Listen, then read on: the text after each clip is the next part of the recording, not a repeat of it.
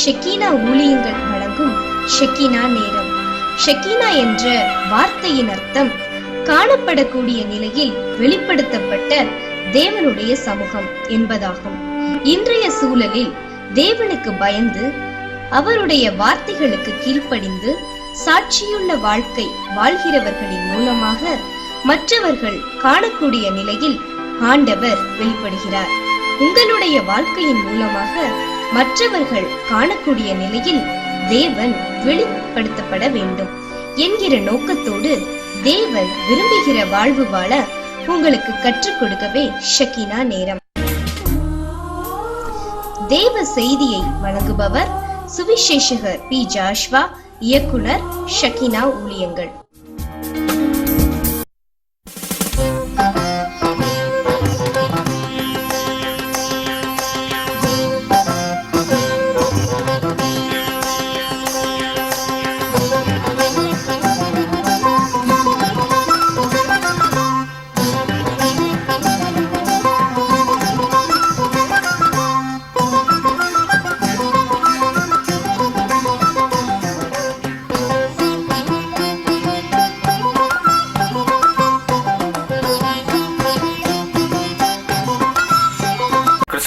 ஷெக்கீனா நேரம் தொலைக்காட்சி நேயர்களே, ஆண்டவராகிய இயேசு கிறிஸ்துவின் இனிய நாமத்திலே உங்களை வாழ்த்துகிறேன். திரும்பவுமாக இந்த லெந்து காலத்திலே உங்களுடைய இல்லத்திலே வந்து தேவனுடைய வார்த்தையை போதிக்கும்படியாக ஆண்டவர் எனக்கு கொடுத்திருக்கிற இந்த உன்னதமான வாய்ப்புக்காக நான் ஆண்டவரை ஸ்தோத்திரிக்கிறேன். அது மட்டுமல்ல, நாம் இப்படி சேர்ந்து அமர்ந்து வேத வசனத்தை படிக்கிற இந்த உயர்ந்த நிலையை இந்த தொலைக்காட்சி நிகழ்ச்சியின் வழியாக நமக்கு தந்திருக்கிற ஆண்டவர் எவ்வளவு நல்லவர் இல்லையா? நாம் வேதத்தை படிக்க வேண்டும், வேத வசனங்களிலே நாம் நிலைத்திருக்க வேண்டும், அப்போதுதான் தேவராஜ்யத்தை சுதந்திரித்துக் கொள்பவர்களாக இருப்போம் என்பதினாலே நம்மேலே கரிசனை உள்ள ஆண்டவர், நம்மை நேசிக்கிற நம்முடைய ஆண்டவர் இந்த நிகழ்ச்சியை தந்திருக்கிறார். இந்த நிகழ்ச்சியின் வழியாக நாம் ஒருவர் சந்திக்கும்படியான பாக்கியத்தை தந்திருக்கிறார். உங்களுடைய வேலைகளை எல்லாம் ஒதுக்கிட்டு நீங்க இந்த நிகழ்ச்சியை பார்க்க உங்களை வைத்திருக்கிறார். அது மட்டுமல்ல, இந்த நிகழ்ச்சியிலே வருகிற வசனங்களை கேட்க உங்களுக்கு கிருபை செய்திருக்கிறார். எனக்கும் இந்த நிகழ்ச்சியிலே போதிக்கிற இந்த கிருபையை வரத்தை ஆண்டவர் தந்திருக்கிறார். இந்த உன்னதமான தெய்வத்துக்கு நன்றி செலுத்துகிற நிலையிலே நாம் தொடர்ந்து இந்த ஆண்டு லெந்து காலங்களிலே நாம் படித்துக் கொண்டிருக்கிற தேவனுடைய வார்த்தைகளை தொடர்ச்சியாய் படிக்க போகிறோம். ஒரு சீஷன் என்பவன் அவன் யார், அவன் எப்படிப்பட்ட நிலையிலிருந்து வருகிறான், அவன் எப்படி இருக்கிறான் என்பதை குறித்து நாம் படித்து வருகிறோம். சீஷன் என்பவன் விருப்பத்தோடு கூட வருகிறவன், தன்னை வெறுக்கிறவன், தேவ சித்தத்தை சுமக்கிறவன் ஒரு சீடன் என்பதை குறித்து படித்தோம். அப்படிப்பட்ட நிலையிலே வருகிற அந்த சீடன் மிகுந்த கனிகளை கொடுக்கிறான் என்று இயேசு கிறிஸ்து சொல்லுகிறார். கனிகள் என்பது என்ன? ஒரு மனிதனுடைய வாழ்க்கையிலே வெளிப்படுகிற அவனுடைய குணம். மிகுந்த கனிகளை கொடுக்கிறான் என்று அவர் சொல்லும்போது அது நல்ல நிலையிலே வாழ்கிற, அதாவது அவனிடத்தில் இருந்து வெளியிலே வருகிற நல்ல உயர்ந்த சிறந்த மக்கள் விரும்புகிற குணம். ஆண்டவர் விரும்புகிறது ஒண்ணு, இன்னொன்னு மக்களும் விரும்புகிற ஒரு குணம். இன்னைக்கு நல்ல நிலையில வாழ்கிறவர்களை தேடி மக்கள் போவாங்க இல்லையா? ஒரு சாயந்தரம் ஒரு ஃப்ரீயா இருக்கும் அப்படின்னா யார் வீட்டுக்கு போலான்னு யோசிக்கும் போது எந்த வீட்டுக்கு போவாங்க? சட்டை பண்ணிட்டு இருக்கிறவங்க வீட்டுக்கு போகணும்னு போடுவாங்க. அது நம்ம அங்க போறோம் என்ன நடக்குமோன்னு பயந்து போய் அந்த வீட்டு பக்கமே போக மாட்டாங்க. அந்த வீட்டுக்காரங்க ஒரு 10 தடவை நம்மளை கூப்பிட்டாலும் அங்க நம்ம போக மாட்டோம். ஆனா ஒரு சில வீடுகளுக்கு நம்ம போகணும்னு விருப்பப்படுவோம், ஒரு சிலரை பார்க்கணும்னு விருப்பப்படுவோம். ஏன்னா அவங்கள பார்த்தா அவங்கள பேசி கொண்டிருந்தால் நமக்கு நேரம் நல்லபடியாய் போகும் என்பது நம்முடைய எண்ணம். அப்ப என்ன அதுல மறைஞ்சிருக்கிற ஒரு உண்மை என்ன? அவங்க கிட்ட நாம் விரும்புகிற குணங்கள் இருக்கிறது. ஆகையினால நம்ம போகிறோம். நம்ம விரும்பாத குணங்கள் இருக்கிற நபர்களை தேடி நம்ம போக மாட்டோம். இப்போ ஒரு மனிதனிடத்துல 2 விதமான குணங்கள் இருக்கிறதை நாமே ஒத்துக்கொள்கிறோம். ஒண்ணு நம்ம விரும்பாத குணம், இன்னொன்னு நம்ம விரும்புகிற குணம். அப்ப மிகுந்த கனிகளை கொடுப்பவன் எனக்கு சீஷன் என்று யோவான் 15வது அதிகாரம் 8வது வசனத்துல இயேசு சொல்கிறார். மிகுந்த கனிகளை கொடுப்பதினால் என் பிதாவும் மகிமைப்படுவார், நீங்களும் எனக்கு சீடர்களா இருப்பீர்கள் என்று அவங்க இயேசு சொல்லி இருக்கிறார். அந்த வசனத்தை வச்சு நம்ம படிச்சுட்டு இருக்கோம். அப்ப ஒரு மனிதனிடத்துல 2 விதமான குணங்கள் காணப்படும். ஒண்ணு என்ன? மனிதர்களை விரும்பாத குணம். அது என்ன? மாம்சத்தின் கிரியை என்று பவுலடியார் கலாத்தியர் 5வது அதிகாரத்துல 19வது வசனத்திலிருந்து 21வது வசனம் வரைக்கும் அந்த கிரியைகளை பற்றி குறிப்பிட்டிருக்கிறார். இதை குறித்து விரிவாக கடந்த நிகழ்ச்சியில பார்த்து முடிக்கும் போது ஒரு காரியத்தோடு கூட நாம் முடித்தோம். அந்த 21வது வசனம் எப்படி முடிகிறது? இந்த மாதிரி கிரியைகளை உடையவர்கள், இப்படிப்பட்ட காரியங்களை செய்கிறவர்கள் குணங்கள் எது? கோபம், சண்டை, பொறாமை, அசுத்தம், விபச்சாரம், வேசித்தனம், கொலைகள், களியாட்டுகள், இவைகளை செய்கிறவர்கள், இப்படிப்பட்ட குணங்களை உடையவர்கள் தேவராஜ்யத்தை சுதந்திரிப்பது இல்லை அப்படின்னு சொல்லி அந்த அதிகாரம் அந்த 21வது வசனம் முடிக்கிறது. அப்ப இந்த குணங்களை உடையவர்கள் ஆண்டவருடைய நியாய தீர்ப்பின் போது தண்டிக்கப்படுவார்கள். என்ன குணம்? மாம்சத்தின் கிரியை. ஒரு மனிதன் தன்னுடைய ஜென்ம சுபாவத்தோடு கூட அவதரித்து அப்படியே வாழ்ந்து கொண்டிருப்பதினாலே வருகிற செயலின் வெளிப்பாடு. இது தேவனுடைய ராஜ்யத்திற்கு அவனை சுதந்திரவாளியாய் மாற்றாது. அப்ப இன்னொரு விதத்துல சொல்ல போனுமானால் இந்த மாதிரி குணங்களை உடையவர்கள் சீடர்கள் அல்ல. அப்ப இயேசு கிறிஸ்து நீங்க மிகுந்த கனிகளை கொடுப்பதினால், ஏன்னா அந்த யோவான் 15வது அதிகாரத்தின் அந்த ஆரம்பத்தில் இருந்தே அவர் கனி கொடுப்பதை பற்றி சொல்லிக்கொண்டே வருகிறார். யாரு கனி கொடுப்பா? எப்படிப்பட்ட கனி? அப்ப இங்க சொல்றாரு சீஷராய் இருப்பீர்கள் முடிக்கிறார். முடிக்கும் போது மிகுந்த கனிகளை கொடுப்பதினால். அப்ப அங்க இயேசு கிறிஸ்து சொல்லுகிற அந்த மிகுந்த கனி என்பது என்ன? இது ஆண்டவர் விரும்புகிற குணம். அதே நேரத்தில் மனிதர்களும் இன்னொரு மனிதனிடத்திலே விரும்புகிற குணம். அப்படித்தானே இருக்கணும். அப்ப அது என்ன? அந்த பட்டியலை நம்ம படிக்கணும். அப்படின்னா இந்த கலாத்தியர் 5வது அதிகாரத்தின் அந்த தொடர்ச்சியை நம்ம படிக்கணும். நம்ம 19வது வசனத்துல இருந்து 21வது வசனம் வரைக்கும் படிச்சு நிறுத்தி இருக்கிறோம் இல்லையா கடந்த நிகழ்ச்சியில. அது மாம்சத்தின் கிரியைகள். அந்த குணங்கள் இருந்தால் மனுஷங்களும் மனுஷங்கிட்ட போக மாட்டாங்க, ஆண்டவரும் அவங்களை வெறுத்துருவார், தேவராஜ்யத்தின் பிரஜைகளாய் வைக்க மாட்டார். அப்ப அடுத்த குணம் உள்ளவங்க யாரு? 22வது வசனம். இது கிறிஸ்தவர்களுக்கு நன்றாய் தெரிந்த வசனம். ஆவியின் கனியோ அன்பு, சந்தோஷம், சமாதானம், நீடிய பொறுமை, தயவு, நற்குணம், விசுவாசம், சாந்தம், இச்சையடக்கம் சொல்லிட்டு இப்படிப்பட்டவைகளுக்கு விரோதமான பிரமாணம் ஒன்றுமில்லை. இப்படிப்பட்டவைகளுக்கு விரோதமான பிரமாணம் ஒன்றுமில்லை. இங்கே ஒரு 9 வகையான குணங்களை ஆவியின் கனி என்று குறிப்பிடுகிறார். அன்பு, சந்தோஷம், சமாதானம், நீடிய பொறுமை, தயவு, நற்குணம், விசுவாசம், சாந்தம், இச்சையடக்கம். இந்த 9 குணங்களும் ஆவியின் கனி என்ற பெயரிலே. அப்ப இது நான் ஏன் இதை அழுத்தம் திருத்தமா சொல்லுகிறேன்னா, இந்த 9 குணத்தையும் எழுதி வச்சுட்டு இதுல எது எது என்கிட்ட அதிகமா இருக்குதுன்னு ஒரு மார்க் போட்டு பாருங்க. அன்பு, சந்தோஷம், சமாதானம், நீடிய பொறுமை, தயவு, நற்குணம், விசுவாசம், சாந்தம், இச்சையடக்கம் இதை போட்டுட்டு இதுல எது எதுல மார்க் போட்டு பாருங்க. மார்க் போட்டு பார்த்துட்டு ரொம்ப கஷ்டமானது இது, அல்லது இதுல நான் குறைஞ்சி மார்க் வச்சிருக்கிறேன், அதாவது இச்சையடக்கத்துல எனக்கு மார்க் குறையா இருக்குது, அல்லது சாந்தத்துல எனக்கு மார்க் குறையா இருக்கு, நீடிய பொறுமையில எனக்கு மார்க் குறையா இருக்கு, மற்றதுல எல்லாம் 10க்கு 9 கூட வாங்கிட்டேன், இந்த சாந்தத்துல நான் 10க்கு 6 வாங்கியிருக்கிறேன், நீடிய பொறுமையில 10க்கு 4 தான் போட முடிஞ்சிச்சு, நற்குணத்துல 10க்கு 2 தான் போட முடிஞ்சிச்சு அப்படின்னு ஒரு பட்டியல் வருதுன்னு வச்சுக்கோமே, உதாரணத்துக்கு சொல்றேன். அப்ப இந்த குறையா மார்க் வாங்கி இருக்கிறதெல்லாம் சாய்ஸ்ல விட்டுறலாம் அப்படின்னு சொல்ல முடியுமா? முடியாது. ஏன் முடியாது? இது 9ம் தனித்தனி குணங்களாய் சொல்லப்படவில்லை, தனித்தனி கனிகளாய் சொல்லப்படவில்லை. நீங்கள் மிகுந்த கனிகளை கொடுப்பதினால் அப்படின்னா இது 9ம் தனித்தனி கனின்னு வரல.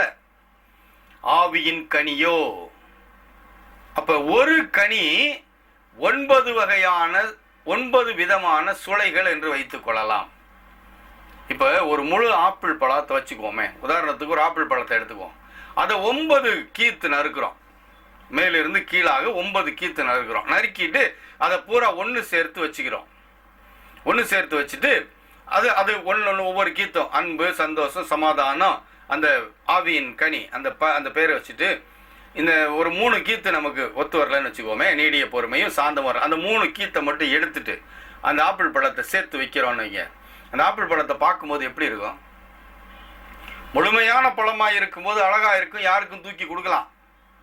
ஆனால் இப்போ அதில் ஒரு 3 கீத்தை தூக்கியாச்சு. சரி, 3 கீத்து வேணாங்க, ஒரு கீத்தை மட்டும் எடுத்துட்டாலும் அந்த பழம் முழுமை வருமா?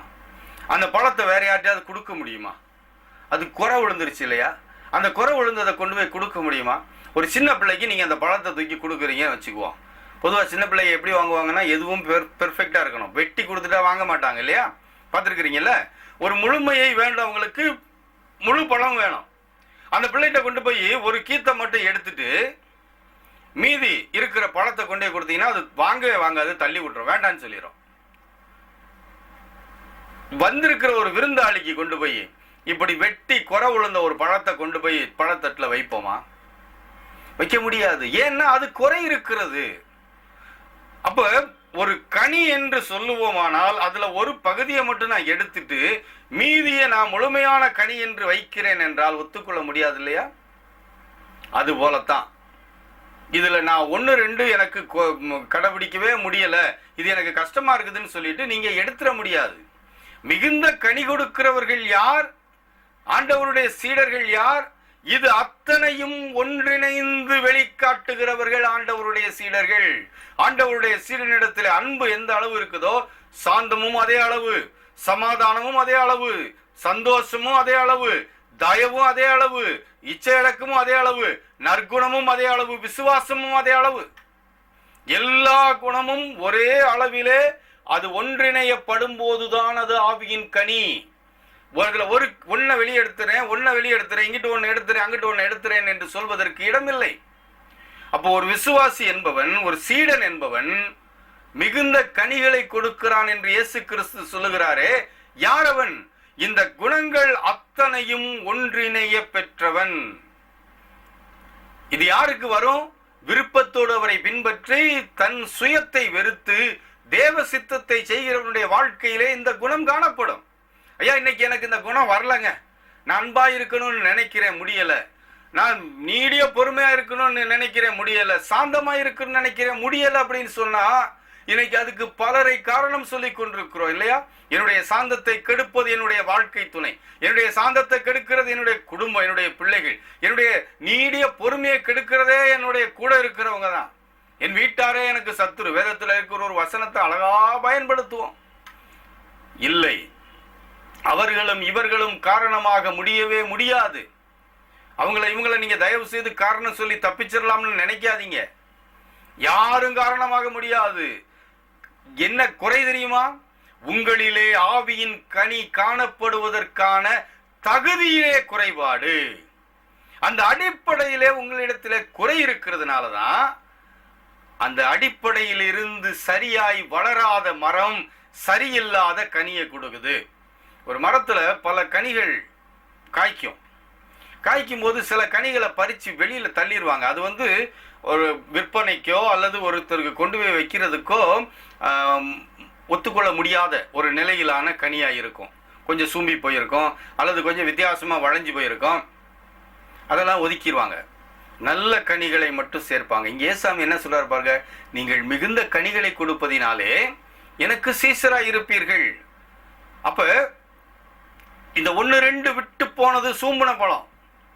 இதுல நான் குறைஞ்சிருக்கிறேன், இதுல ஒரு பெர்சன்டேஜ் குறைஞ்சி போச்சு, இதுல எனக்கு மதிப்பெண்கள் குறைஞ்சி போச்சுன்னு சொன்னா நீங்க சூம்புன பழம், நீங்க வேஸ்ட். நீங்க இங்க கூடைக்கு வர மாட்டீங்க, வேஸ்ட்டுக்கு போயிருவீங்க. வேஸ்ட்டுங்கிறது என்னது? தேவராஜ்யத்தை சுதந்திரிப்பதில்லை. மாம்சத்தின் கிரியைகளை வெளிப்படுத்துகிறவர்களும் ஆவியின் கனியை முழுமையாய் பிரதிபலிக்காதவர்களும் ஒண்ணு. ஐயா, நான் இதுல அன்புல 80 மார்க் வாங்கிட்டேன், இதுல 90 மார்க் வாங்கிட்டேன், 2 இதுல நான் 0.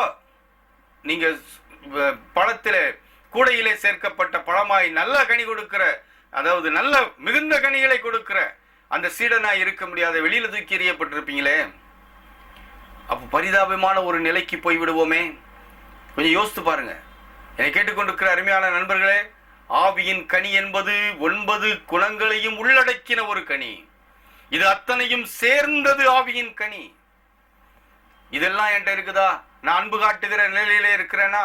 நான் நீடிய பொறுமையோடு இருக்கிறேனா? சாந்தத்தோடு இருக்கிறேன்? இந்த கேள்வியை கேளுங்க. இன்னும் எதுல உங்களுக்கு குறை இருக்கிறதோ அதை ஆண்டவரே சரி பண்ணுங்கன்னு சொல்லி கேளுங்க. இன்னும் நீங்க சரி பண்ண வேண்டிய காரியங்கள் இருக்கு.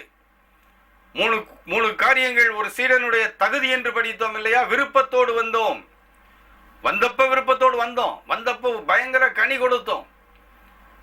ஆனா இன்னைக்கு விருப்பம் கொஞ்சம் கொஞ்சமா குறைஞ்சு போய் உலகத்தின் மேலே விருப்பம் திரும்பினதினாலே இன்னைக்கு கனி கொடுக்கிற நிலையிலே பாதிப்பு இருக்கிறதா? உலகம் என்னை பாதித்து விட்டதினாலே கனியிலே இன்னும் முழுமை பெற முடியவில்லையா? இந்த கேள்வியை கேளுங்க. ஏன்னா நீங்க இன்னும் ஆவியின் கனியிலே முழுமை பெறவில்லையானால் இதுவும் ஒரு காரணமா இருக்கலாம். அடுத்து நீங்க உங்க சுயத்தை வெறுத்து வந்தீங்க, தன்னைத்தான் வெறுத்து சுயத்தை வெறுத்து வந்தீங்க.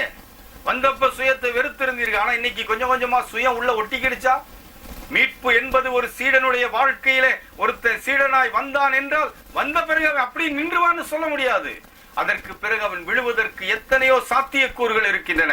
அவைகள் எல்லாவற்றையும் தாண்டி தாண்டி தாண்டி இயேசு கிறிஸ்துவின் தயவோடு துணையோடு அவன் ஒவ்வொரு நேரமும் நிக்கிறதுல தாங்க அவனுடைய ரட்சிப்பும் அவனுடைய அந்த சீடத்துவ வாழ்வின் முன்னோக்கி போகிற பாங்கும் இருக்கிறது. நான் சீடனா வந்துட்டேன் போதும் இனி எல்லாம் முடிவுன்னு யாரும் சொல்ல முடியாது. ஓடிக்கொண்டிருக்கிற ஒரு சீடனுடைய வாழ்க்கையில திடீர்னு ஒரு சறுக்கல், திடீர்னு ஒரு பிரச்சனை, பின்வாங்கக்கூடிய ஒரு நிலை வந்துவிட்டால் அந்த சீடனுடைய நிலைமை என்ன ஆயிரும் தெரியுமா? கனி சூம்ப ஆரம்பித்து விடும். ஆவியின் கனியில 1, 2 குறைய ஆரம்பிச்சிடும். சாந்தமா இருக்க முடியல, நீடிய பொறுமை இருக்க முடியல, விசுவாசம் இல்லை, தயவு இல்லை. ஏன் இல்லை என்று யோசித்து பாருங்க. அந்த சுயம் உள்ள நுழைஞ்சிருச்சான்னு பாருங்க. என்னை இதுவரைக்கும் அந்த சுயம் வெளியில இருந்ததினாலே, என்னை நான் வெறுத்ததினாலே, அதுக்கு நான் ஒரு உதாரணம் சொன்னேன். என்னிலிருந்து மற்றவர்களை காயப்படுத்தக்கூடிய கொம்பு போன்ற என்னுடைய தன்மைகள், மாம்சத்தின் கிரியைகள் வெறுக்கப்பட்டு இருந்துச்சு. வெறுக்கப்பட்டு இருந்ததினாலே நான் ஆவியின் கனியை பிரதிபலிக்க ஆரம்பித்தேன். ஆனால் இன்றைக்கு என்னுடைய நிலையிலே அது குறைய ஆரம்பிச்சிருச்சா? இந்த லெந்து காலம் அதற்கான காலம். எதுல இன்னும் குறை இருக்கிறது? ஐயா, இந்த மாம்சத்தின் கிரியையில இருந்து நான் முழுசு வெளிவந்துட்டேன், ஆவியின் கனியை உடையவனா இருக்கிறேன், ரொம்ப சந்தோஷம், ஆண்டவருக்கு ஸ்தோத்திரம். ஆனா இதை நீங்கள் தக்க வைத்துக் கொள்ள வேண்டுமே. இந்த ஆவியின் கனி கொடுக்கிற நிலையிலேயே நீங்கள் இன்னும் கடைசி வரைக்கும் உங்க உயிர் உங்களை விட்டு பிரியும் வரைக்கும், அல்லது அதுக்கு முன்னால் ஆண்டவருடைய வருகை இருக்குமானால் அது வரைக்கும் நீங்க என்ன செய்யணும்? எச்சரிக்கையோடு இந்த ஆவியின் கனியை காத்துக்கொள்ள வேண்டுமே.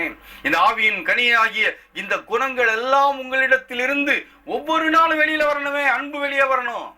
ஒவ்வொரு நாளும் சாந்தம், சமாதானம், இச்சையடக்கம், இதெல்லாம் ஒவ்வொரு நாளும் வெளியில வரணும்.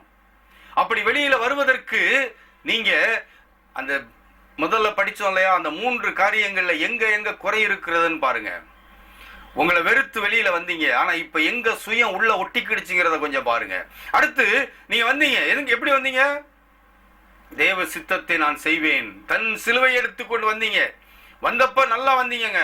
சிலுவையை சுமந்து கொண்டு உங்க விருப்பம் எதுவுமே செய்யாமல் உங்களுடைய வாழ்க்கையில தேவ விருப்பத்தை மட்டும் நிறைவேற்றி தேவ பிள்ளையாய் வாழ்ந்து கொண்டிருந்தீர்கள். ஆவியின் கனியாகிய தேவன் விரும்புகிற குணங்கள் உங்கள் வாழ்க்கையிலே அதிகமாயிருந்துச்சு. ஆனா நாட்கள் போக போக கொஞ்சம் கொஞ்சமா சிலுவையை விட்டு விலகி வர ஆரம்பித்து விட்டீர்களே. இந்த லெந்து காலம் எப்படிப்பட்ட காலம் தெரியுமா? அந்த சிலுவையை விட்டு விலகி போகிற சீடன் திரும்பவும் சிலுவைக்கரியிலே வரக்கூடிய நிலையிலே தன்னை சரிப்படுத்திக் கொள்ள வேண்டிய ஒரு காலம். வசந்த காலம் என்பது என்ன? புதுப்பித்தலின் அனுபவம் என்பது என்ன? ஐயோ, நான் கொஞ்சம் விலகிட்டேன், என்னுடைய வாழ்க்கையின் ஓட்டத்திலே தேவ சித்தம் செய்ய வந்த நான் இப்போது தேவ சித்தத்தை கொஞ்சம் மறைத்து வைத்து விட்டு என் சித்தத்திற்கு முக்கியத்துவம் கொடுக்க ஆரம்பித்து விட்டேன். ஆகையினாலே நான் கனி கொடுக்க முடியாமல் இருக்கிறேன். யார் கனி கொடுப்பார் தெரியுமா? யார் சீசன் தெரியுமா? மிகுந்த கனிகளை கொடுக்கிறவன் சீசன். அப்ப மிகுந்த கனிகளை கொடுக்கிற நிலையிலிருந்து நான் கொஞ்சம் பின்வாங்கி விட்டேன். ஏன்? அதற்குரிய ஒரு காரணமா எது அமைந்திருக்கலாம் தெரியுமா? தேவ சித்தத்தை செய்வதற்காய் வந்த நீங்கள், தேவ சித்தத்தை செய்ய முழுமையாய் உங்களை ஒப்பு கொடுத்த நீங்கள், அதை விட்டு கொஞ்சம் கொஞ்சமாக பின்வாங்கி போக ஆரம்பித்த ஒரு நிலையாக கூட இருக்கலாம். என் அருமையான தெய்வ ஜனமே, ஷெக்கினா நேரம் தொலைக்காட்சி நேயர்களே, கொஞ்சம் உங்களை யோசித்து பாருங்க. மிகுந்த கனிகளை கொடுப்பதினால் எனக்கு சீடர்களாய் இருப்பீர்கள் என்று சொன்னார். ஆவியின் கனி அன்பு, சந்தோஷம், சமாதானம், சாந்தம், இச்சையடக்கம், தயவு, நீடிய பொறுமை, இதெல்லாம் என்னிலே காணப்பட்டது. ஆனால் இன்றைக்கு கொஞ்சம் கொஞ்சமா குறைந்து போய் ஒரு பக்கத்துல இருந்து ஒரு கீத்து போயிருச்சு, இன்னொரு பக்கத்துல ஒரு கீத்து போயிருச்சு. ஒரு முழுமையான பழம் என்னிடத்துல இல்லை. ஆவியின் கனி என்னிடத்துல முழுமையாய் காணப்படவில்லை. உணர்றீங்க இல்லையா? ஏன் போயிருக்கும் தெரியுமா? தேவ சித்தம் செய்தல் உங்கள் வாழ்க்கையிலே கொஞ்சம் பின்னுக்கு தள்ளப்பட்டிருக்கலாம். தேவ சித்தம் செய்கிறவர்களா இருக்கும் போது மட்டுமே இந்த ஆவியின் கனி உங்களாலே கொடுக்க முடியும். இத குறித்து இன்னும் விரிவாக நம்ம இன்னும் படிக்கலாம். அது எப்படி தேவ சித்தம் செஞ்சுட்டா இதெல்லாம் கொடுத்துட முடியுமா அப்படிங்கிற ஒரு கேள்வி உங்களுக்குள்ள வருது. இந்த கேள்விக்குரிய பதிலை நாம் அடுத்து விரிவாக படிக்கலாம். இன்னைக்கு அதை படிக்க ஆரம்பிச்சோம்னா நேரம் முடிஞ்சிடும். ஆகையினால இன்னும் ஒரு வாரம் பொறுத்துருங்க. இந்த செயலை செய்யறதுக்கு என்னென்ன குறை உங்களிடத்துல வந்துருச்சுங்கிறத மட்டும் நீங்க இந்த வாரம் யோசித்து பாருங்களேன். ஒவ்வொரு வாரமும் ஒவ்வொரு பிராக்டிஸுக்கு உங்களுக்கு இந்த நிகழ்ச்சியில நான் விட்டு கொடுக்குறேன். அந்த பிராக்டிஸை நீங்க செய்யணும். செய்யும் போதுதான் இந்த சீஷத்துவ பயிற்சியை நாம் முழுமையாய் முடிக்க முடியும். மாம்சத்தின் கிரியை இருக்குதா? அது இருந்துச்சுன்னா என்ன நிலைக்கு போவோம்னு கடந்த நிகழ்ச்சியில படிச்சோம். சீசன் என்பவன் யார் என்று தெளிவாக 2 நிகழ்ச்சிகளில் படிச்சிட்டோம். இப்ப இன்னைக்கு என்ன பண்றோம்? ஆவியின் கனி என்பது அது கனி, அதை பிரிச்சிட முடியாது. அது மொத்தமா என்னிடத்தில் இருக்க வேண்டும். அது மொத்தமாய் என்னிடத்தில் காணப்படவில்லை, ஆனால் என்ன குறையா இருக்கும்னு இன்னைக்கு நம்ம பாக்குறோம். என்ன குறை? விருப்பத்தோட வந்த நான் இன்னைக்கு கொஞ்சம் விருப்பம் குறைஞ்சு போயிருக்கலாம். இந்த சுயத்தை வெறுத்து வந்த நான் இன்னைக்கு கொஞ்சம் சுயத்தை பூத்தி இருக்கலாம். தேவ சித்தத்திற்கு நான் என்னை விட்டு கொடுக்கிறேன் என்று வந்த நான் தேவ சித்தத்தை விட்டு வெளியிலே வாழ ஆரம்பித்திருக்கலாம். தேவ சித்தம் என்பது இன்றைக்கு தெளிவாய் வேத வசனத்தின் வழியாய் நமக்கு சொல்லிக் கொடுக்கப்பட்டிருக்கிறது. இந்த வசனத்தின்படி வாழ்வது தேவனுடைய விருப்பம். ஆனா இன்னைக்கு இந்த வசனத்தின்படி வாழ்வது கடினம் என்று சொல்லி இந்த வசனத்தின்படி வாழ்கிற வாழ்க்கையை கொஞ்சம் ஓரங்கட்ட ஆரம்பித்து விட்டோமானால் ஆவியின் கனியாகிய இந்த நற்குணங்கள் என்னிலிருந்து கொஞ்சம் கொஞ்சமாய் வெளியே போய்விடும். வேதத்தின் அடிப்படையிலே வாழ ஆண்டவர் என்ன விரும்புகிறார், என்ன சொல்லிக் கொடுத்திருக்கிறாரு? நம்முடைய குணங்கள், நம்மிலிருந்து வெளியிலே வருகிற நம்முடைய செயல்கள், அது ஆவியின் கனி. நல்ல செயல்களை செய்கிறவன் எனக்கு சீசனாயிருப்பான். இதான் அந்த வசனத்துடைய அர்த்தம்.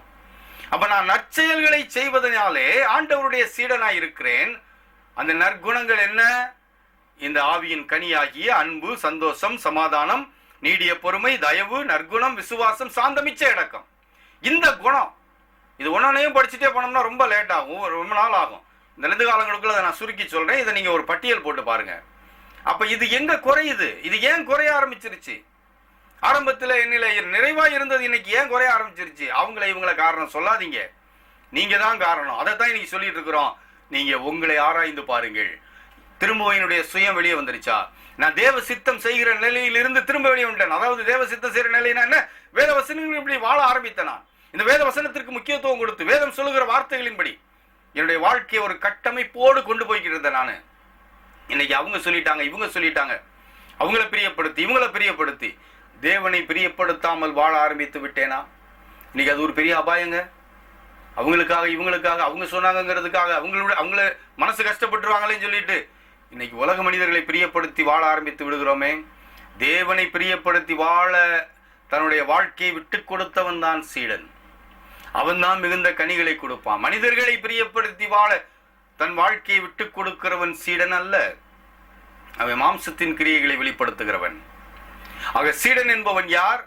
தேவ விருப்பத்தை நிறைவேற்றுகிறவன். தேவ விருப்பத்தை நிறைவேற்றுகிறவன் மிகுந்த கனிகளை கொடுப்பான். என்ன கனி?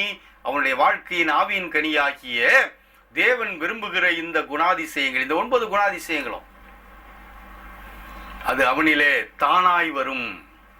அவன் அதுக்காக போராட வேண்டாம். அவன் போராட்டம் என்ன? தன் வாழ்வை ஆண்டவர் விரும்புகிறபடி அமைத்துக் கொள்ள வேண்டும். ஜெபிக்கலாமா? எங்கள் நல்ல ஆண்டவரே, ஒரு சீடனுக்குரிய தகுதிகள் என்ன? அந்த சீடன் எப்படிப்பட்ட கனிகளை கொடுக்கிறான்? அந்த கனி கொடுக்கிற நிலையிலிருந்து அவன் ஏன் பின்வாற்றம் அடைகிறான் என்பதை குறித்து இன்றைக்கு படிக்க எங்களுக்கு உதவி செஞ்சீங்களே. நன்றி சுவாமி. எங்கள் குறைகளை சரிப்படுத்திக் கொள்ள கிருபதாங்க. அந்த நிலையில குறைகளை சரிப்படுத்தி கொண்டு வாழ விரும்புகிற உங்களுடைய பிள்ளைகளோடு கூட நீங்க இருந்தவங்களுக்கு உதவி செய்யுங்க. இயேசு கிறிஸ்துவின் ஜெபிக்கிறோம் பிதாவே, ஆமென். நிகழ்ச்சி பற்றிய உங்கள் கருத்துக்களை எனக்கு தெரிவிக்க உங்களை அன்போடு கேட்டுக்கொள்கிறேன். ஆண்டவருக்கு சித்தமானால் திரும்பவும் இன்னொரு நிகழ்ச்சியிலே நாம் சந்திப்போம்.